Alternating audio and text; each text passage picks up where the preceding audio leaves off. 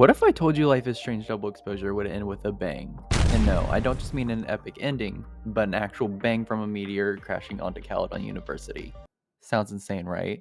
Well, I have a theory with a lot of evidence to prove that this is a highly possible outcome in the game. But before we begin, please consider liking this video if you enjoyed it and subscribe for more theory videos. It would really mean a lot to me. Anyways, let's start with how this theory originated. It all stems from the extended gameplay trailer. The trailer starts off with Max, Sophie, and Moses watching a bunch of pieces of a shattered asteroid from 11 million miles away. As they watch, Sophie asks if they should be worried, and Moses responds, saying that they'd more than likely disintegrate before reaching the Earth's surface.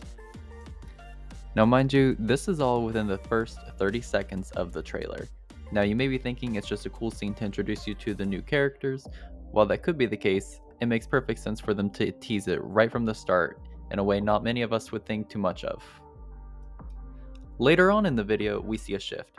Max goes to take a picture of the moon, and you see her get a rush to her head, kinda like how she got in the first game when she rewound too much. As she starts walking home, she sees an owl. She takes a picture of it, gets knocked out, and starts having flashbacks to the storm that took place in the original game.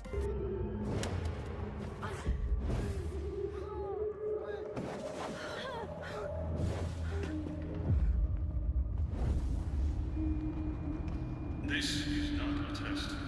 Max! The emergency broadcast system is now in effect. I caused this!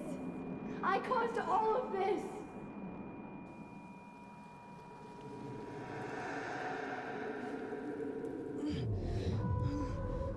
She notices that she has a nosebleed and instantly knows something is wrong. She runs after Sophie to find her dead. At the end of the trailer, Max finds Sophie, the camera pans to the sky, and what do we see? A meteor.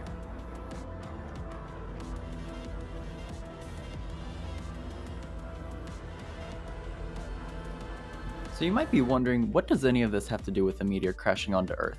Well, the answer would be, that's how it all starts. Max has gone nearly a decade without using her power, but when she takes a picture of the moon during a meteor shower, it's almost like her power is being forced back onto her. Still not convinced? Let's go over some more evidence that proves this theory. For starters, we get introduced to Caledon University's Everett Observatory, which will be an explorable area in this game. Why would they give us an explorable observatory if it didn't have an impact on the game's story? It makes perfect logical sense that a game revolved around time travel and switching timelines would dive into the lore of space and how it's also impacted through these two timelines. We also get introduced to Max's friend Moses Murphy, who's an astrophysicist, so it's pretty clear he's going to play an important role on helping Max learn how her powers work and how they also affect the universe. In this clip, we see two moons, one red, one blue. We know Max's powers have evolved to switch between two different timelines, so I'm sure the two moons resemble the two different timelines. One timeline being Sophie is dead, and the other is she is alive.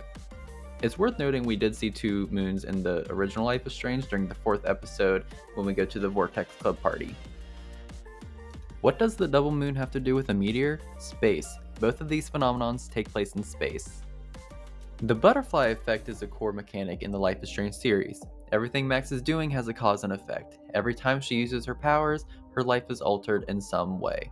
Remember when Max went back in time to save William, but Chloe ended up in a car accident instead? Remember how many beached whales there were in that timeline? Remember how much the weather itself was affected from Max's time travel? There was an unplanned solar eclipse, snow and 80-degree weather, and not to mention the giant tornado that wiped out Arcadia Bay. I mean, even the box art has space and meteor pieces shooting through the sky in the background. Overall, my theory is that in one of the timelines, instead of the meteor breaking up into a million tiny pieces, it will crash into Caledon. Maybe Max will have to choose whether to save Sophie or save Caledon, kinda like how she did in the first game when she had to choose between Arcadia Bay and Chloe. I could see why this would disappoint some players, as it'd be too obvious of an outcome and kind of unoriginal of them to just copy how the first game ended.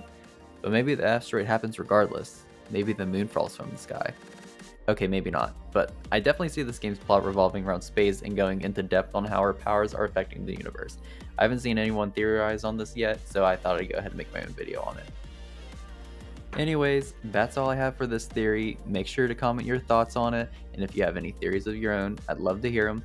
Hope you enjoyed this video, and I'll see you guys in the next video.